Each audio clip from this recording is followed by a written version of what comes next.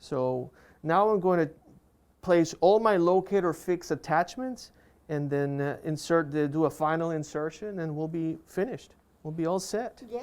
This is my locator fix tool.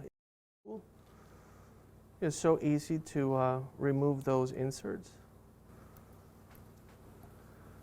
One side for the removal of the inserts, and then one side for the insertion of the insert. So according to manufacturer's recommendations,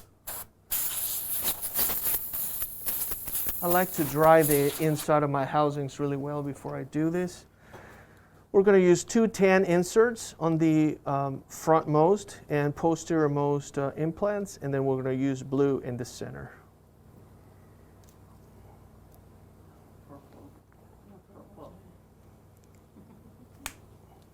One tan.